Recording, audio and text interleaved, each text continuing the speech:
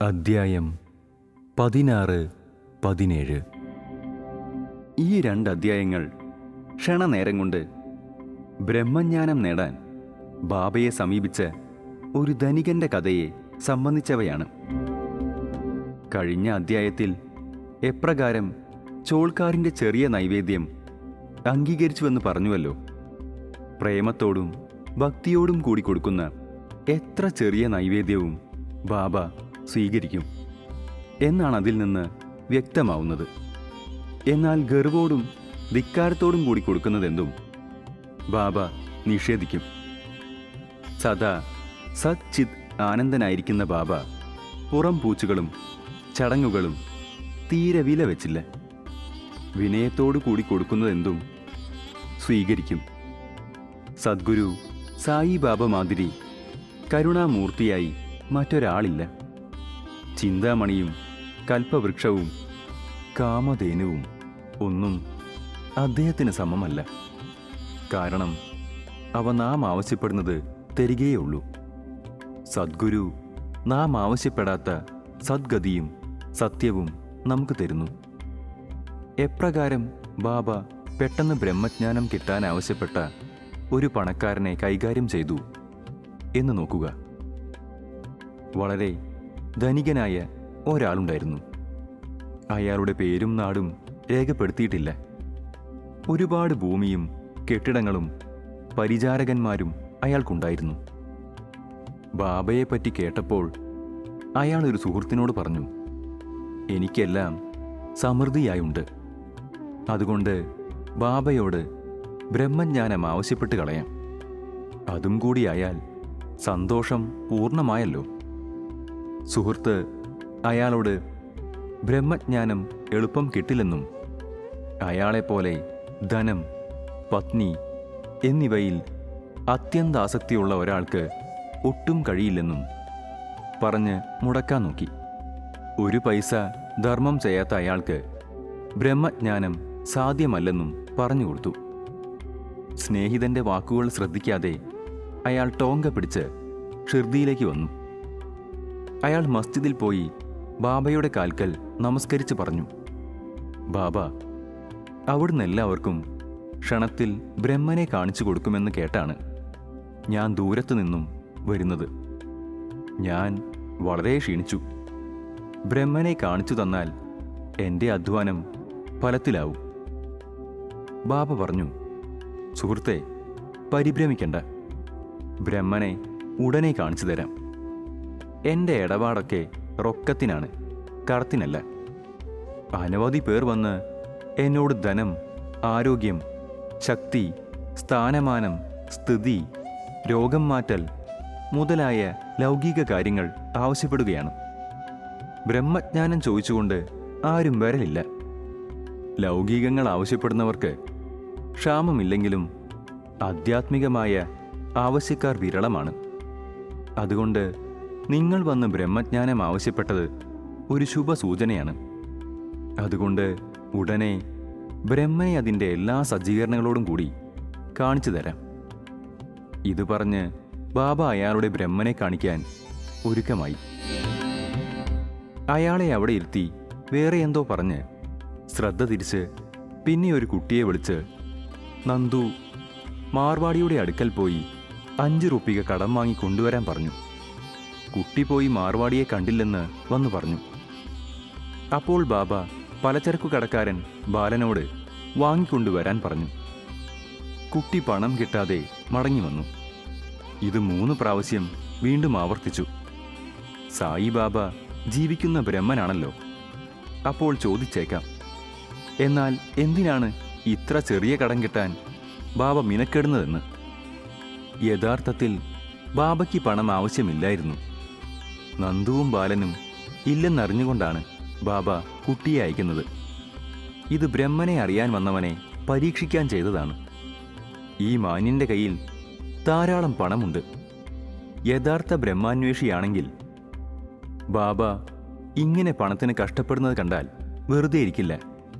ബാബ വാക്കുമാറില്ലെന്നും പണം മടക്കിത്തരുമെന്നും ചോദിച്ചത് നിസ്സാര സംഖ്യയാണെന്നും അയാൾക്കറിയാം. എന്നിട്ടും പണം കൈവിടാൻ മടി. അങ്ങനെയുള്ള ഒരുവനാണ് ലോകത്തിൽ വച്ച് ഏറ്റവും വലുത്. ബ്രഹ്മജ്ഞാനം ബാബയോട് ആവശ്യപ്പെടുന്നത്. ബാബയെ സ്നേഹിക്കുന്ന മറ്റേതൊരാളും ഉടനെ പണം കൊടുക്കുമായിരുന്നു. പക്ഷെ ഇയാൾ അത്തരക്കാരനല്ല. ഇയാൾ പണം കൊടുക്കില്ലെന്നല്ല, വെറുതെ ഇരുന്നതുമില്ല. വീട്ടിലേക്ക് മടങ്ങാൻ ധൃതി പിടിച്ച് അയാൾ ബാബയോട്, "ഓ ബാബ, വേഗം ബ്രഹ്മനെ കാണിച്ചു തരൂ" എന്ന് തിരക്കാൻ തുടങ്ങി. ബാബ പറഞ്ഞു, "ഞാൻ ഈ ചെയ്ത നടപടികളൊന്നും നിങ്ങൾക്ക് മനസ്സിലായില്ലേ? ഇത് നിങ്ങൾക്ക് ബ്രഹ്മനെ കാണിക്കാനാണ്. ചുരുക്കത്തിൽ ഇതാണ് കാര്യം. ബ്രഹ്മനെ കാണാൻ 5 സംഗതികൾ അടിയറ വയ്ക്കണം. 1. 5 പ്രാണങ്ങൾ. 2. പഞ്ചേന്ദ്രിയങ്ങൾ. 3. മനസ്സ്. 4. ബുദ്ധി. 5. അഹംഭാവം. ഈ ബ്രഹ്മജ്ഞാനത്തിൻ്റെ വഴി വാൾത്തലപ്പിൽ നടക്കും പോലെ വിഷമം പിടിച്ചതാണ്. പിന്നീട് സായിബാബ അതിനെപ്പറ്റി ഒരു നീണ്ട പ്രഭാഷണം നടത്തി. അതിൻ്റെ ചുരുക്കം ഇവിടെ പ്രതിപാദിക്കാം. ബ്രഹ്മജ്ഞാനത്തിനും ആത്മജ്ഞാനത്തിനുമുള്ള യോഗ്യത. എല്ലാവരും അവരുടെ ജീവിതകാലം കൊണ്ട് ബ്രഹ്മനെ കാണുകയോ അറിയുകയോ ചെയ്യുന്നില്ല. ചില യോഗ്യതകൾ അത്യാവശ്യമാണ്. 1. മുമുക്ഷ, അതായത് മോക്ഷത്തിനുള്ള അതികലശലായ ഇച്ഛ. ഞാൻ ബ്രഹ്മനാണെന്നും ബന്ധനത്തിൽ നിന്ന് രക്ഷ പ്രാപിച്ച് സ്വതന്ത്രനാവണമെന്നുമുള്ള അതിയായ മോഹം കൊണ്ട് നിരന്തരം പണിയെടുക്കുന്നവൻ ഒന്നാമത്തെ യോഗ്യതയായി. 2. വിരക്തി, ഇഹത്തിലും പരത്തിലുമുള്ളവയിൽ ആഗ്രഹമില്ലാത്ത അവസ്ഥ.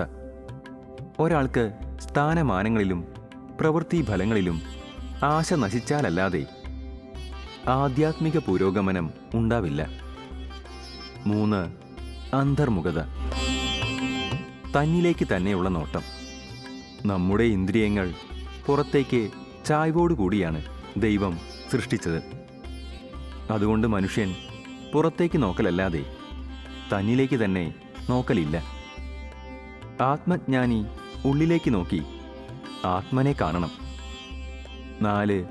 പാപനിർമാർജനം, കുടിലപ്രവൃത്തികൾ നിർത്തി സദ്വൃത്തനായി ശാന്ത മനസ്ഥിതിക്കാരനായല്ലാതെ വിവരം കൊണ്ടുപോലും ബ്രഹ്മജ്ഞാനം ഉണ്ടാവുന്നതല്ല. 5. ശരിയായ സ്വഭാവം, സത്യത്തിലും തപസ്സിലും ആത്മജ്ഞാനത്തിലും അധിഷ്ഠിതമായ ജീവിതം നയിച്ച് ബ്രഹ്മചര്യമനുഷ്ഠിച്ചാലേ ദൈവത്തെ അറിയാൻ കഴിയൂ. 6. പ്രേയസിനേക്കാൾ ശ്രേയസിനെ കാക്ഷിക്കുക.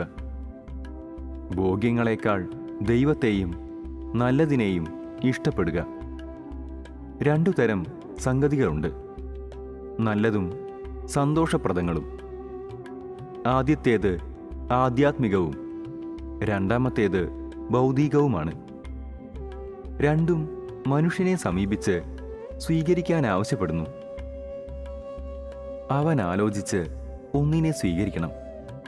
വിവരമുള്ളവൻ നല്ലതും വിവരമില്ലാത്തവൻ അത്യാഗ്രഹത്താൽ സന്തോഷപ്രദവും സ്വീകരിക്കുന്നു. 7. ഇന്ദ്രിയങ്ങളും മനസ്സും നിയന്ത്രിക്കാൻ. ദേഹം രഥവും ആത്മാവ് നേതാവും ബുദ്ധി തേരാളിയും മനസ്സ് കടിഞ്ഞാണുമാണ്. ഇന്ദ്രിയങ്ങൾ കുതിരകളും ഇന്ദ്രിയ സുഖങ്ങൾ വഴിയുമാണ്. വിവരമില്ലാത്തവനും മനസ്സിന് നിയന്ത്രണമില്ലാത്തവനും ഇന്ദ്രിയങ്ങൾ പരിഭ്രാന്തരായ കുതിരയെപ്പോലെ തേരാളിയെ അവഗണിച്ചോടി ലക്ഷ്യസ്ഥാനത്തേക്കെത്താതെ വീണ്ടും ജനിച്ചും മരിച്ചും ചുറ്റി ചുറ്റി നടക്കുന്നു. വിവരമുള്ളവനും മനസ്സ് നിയന്ത്രിച്ചവനുമായാൽ ഇന്ദ്രിയങ്ങൾ നിയന്ത്രണത്തിൽ നിന്ന് നല്ല കുതിരയെപ്പോലെ പ്രാപ്യസ്ഥാനമാകുന്ന ആത്മജ്ഞാനത്തിലേക്കെത്തുന്നു. പിന്നെ ജനനമില്ല. ജ്ഞാനമാകുന്ന തേരാളിയോടുകൂടി നിയന്ത്രിതമായ ഇന്ദ്രിയമുള്ളവൻ വിഷ്ണു ലോകത്തിൽ പ്രാപിച്ച് യാത്ര അവസാനിപ്പിക്കുന്നു. 8. മനഃശുദ്ധി, കൃത്യബോധത്തോടെയും നിസ്സംഗനായും കർമ്മം ചെയ്യുക. അതില്ലെങ്കിൽ മനഃശുദ്ധി കൈവരുന്നതല്ല. മനഃശുദ്ധിയില്ലെങ്കിൽ ബ്രഹ്മജ്ഞാനം സാധ്യവുമല്ല. മനഃശുദ്ധി കൊണ്ടേ വിവേകവും വൈരാഗ്യവും സിദ്ധിക്കൂ. എന്നാൽ മാത്രമേ മോക്ഷം കൈവരികയുള്ളൂ. അഹംഭാവം കളഞ്ഞ് ആർത്തി അവസാനിപ്പിച്ച് മനസ്സിനാഗ്രഹമില്ലാതാക്കിയാലല്ലാതെ ആത്മജ്ഞാനം സാധ്യമാകുന്നില്ല. ഞാൻ ദേഹമാണ് എന്ന ബോധം വലിയ ഒരു മിഥ്യയാണ്. ഈ മിഥ്യയിലുള്ള വിശ്വാസമാണ് ബന്ധനത്തിന് കാരണം. അതുകൊണ്ട് ആ ബോധം ഉപേക്ഷിച്ച് അതിലുള്ള ആഗ്രഹം ത്യജിച്ച് ആത്മജ്ഞാനമായ ലക്ഷ്യത്തെ മുൻനിർത്തി പോവുക. 9. ഗുരുവിൻ്റെ ആവശ്യകത.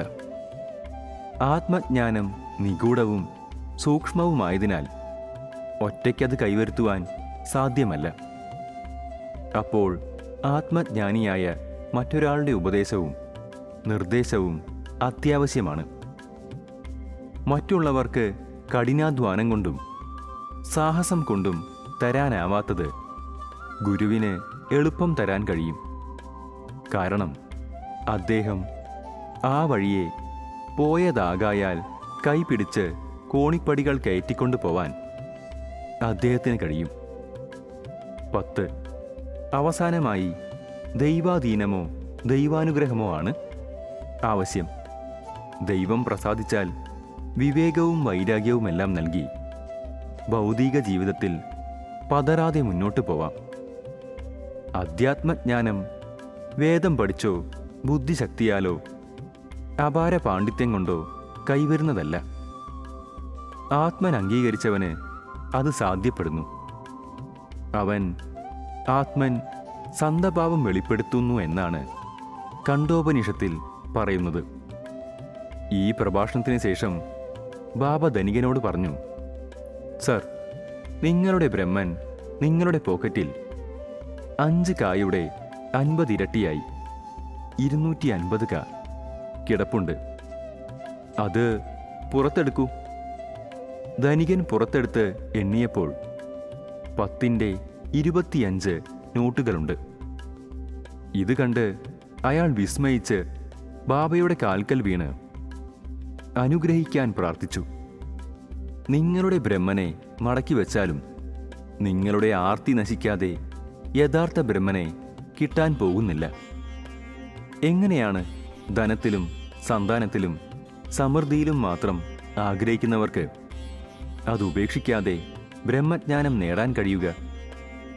പണത്തിനുള്ള ദുരാഗ്രഹം കാപട്യത്തിൻ്റെയും അസൂയയുടെയും രൂപത്തിലുള്ള മുതലകൾ നിറഞ്ഞ ഒരു കയമാണ്.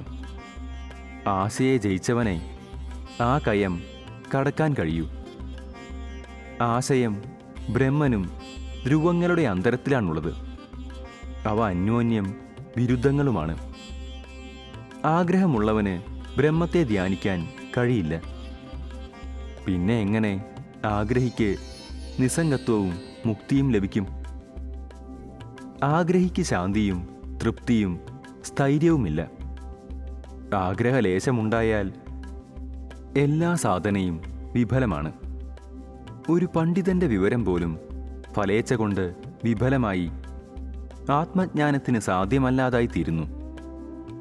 ഇന്ദ്രിയ സുഖങ്ങളിൽ കാക്ഷിക്കുന്നവന് ഗുരുപദേശം പോലും ഗുണം ചെയ്യില്ല. മനഃശുദ്ധി കൈവരുത്താത്ത ഏത് ആധ്യാത്മിക പരിശ്രമവും വെറും നിഷ്പ്രയോജനമായ പ്രദർശനവും ആർഭാടവുമായി പോകുന്നതാണ്. അതുകൊണ്ട് അവനവന് ദഹിക്കുന്നത് കഴിക്കലാണ് ഭേദം. എൻ്റെ ഖജനാവ് പൂർണ്ണവുമാണ്. ആർക്കും എത്രയും കൊടുക്കാനുണ്ട്. പക്ഷെ അത് വാങ്ങുന്നവൻ യോഗ്യനോ എന്ന് നോക്കണം. നീ അതിൽ ശ്രദ്ധിച്ചാൽ നിനക്ക് നല്ലതാണ്. ഈ മസ്ജിദിലിരുന്ന് ഞാനൊരിക്കലും അസത്യം പറയില്ല. ഒരു വിരുന്നുകാരനെ വിളിച്ചാൽ വീട്ടിലുള്ള എല്ലാവരും പരിചാരകരടക്കം വിരുന്നുകാരനോടൊപ്പം സൽക്കരിക്കപ്പെടുന്നു. അതുപോലെ പണക്കാരന് കൊടുത്ത ഈ ആധ്യാത്മിക സദ്യയിൽ മസ്ജിദിലുള്ള എല്ലാവർക്കും പങ്കുകൊള്ളാൻ കഴിഞ്ഞു. ഒടുവിൽ ആ മാന്യനടക്കം എല്ലാവരും ബാബയുടെ അനുഗ്രഹം വാങ്ങി അവിടെ നിന്നും പോയി. ബാബയുടെ പ്രത്യേകതകൾ. പല ഋഷിമാരും വീട് വിട്ട് കാട് കയറി ആശ്രമത്തിലും ഗുഹയിലുമിരുന്ന് ഏകാന്തത അനുഭവിക്കുന്നവരാണ്. അവർ അവരുടെ മോക്ഷത്തെ മാത്രമേ ശ്രദ്ധിക്കുന്നുള്ളൂ. അവർ മറ്റുള്ളവരെ ശ്രദ്ധിക്കാതെ ആത്മചിന്തയിൽ മുഴുകിയിരിക്കും. സായിബാബ അത്തരത്തിലായിരുന്നില്ല. ബാബയ്ക്ക് വീടോ ഭാര്യയോ മക്കളോ ബന്ധുക്കളോ ഇല്ല. എന്നിട്ടും ബാബ സമുദായ മധ്യത്തിൽ താമസിച്ച് ഭക്ഷണം 4-5 വീടുകളിൽ നിന്ന് യാചിച്ചു വാങ്ങി വേപ്പുമരച്ചോട്ടിലിരുന്ന് മറ്റുള്ളവരുടെ ക്ഷേമത്തിൽ ശ്രദ്ധിച്ചു. അവരെ സന്മാർഗത്തിലേക്കുള്ള വഴികൾ പഠിപ്പിച്ചു. ദൈവം പ്രത്യക്ഷീഭൂതരായ സാധുക്കൾ മറ്റുള്ളവരെ നന്നാക്കാൻ ആഗ്രഹിക്കുന്നത് വളരെ അപൂർവമാണ്. സായിബാബ അതിൽ മുൻപനായിരുന്നു. അതുകൊണ്ട് ഹേമന്ത് പാന്ത് പറയുകയാണ്, ഈ രത്നം സായിബാബ ജനിച്ച രാജ്യം അനുഗ്രഹീതമാണ്, കുടുംബം അനുഗ്രഹീതമാണ്, മാതാപിതാക്കൾ അനുഗ്രഹീതരാണ്. ശ്രീ സായിയെ നമിക്കുവിൻ. ലോകശാന്തി ഭവിക്കട്ടെ.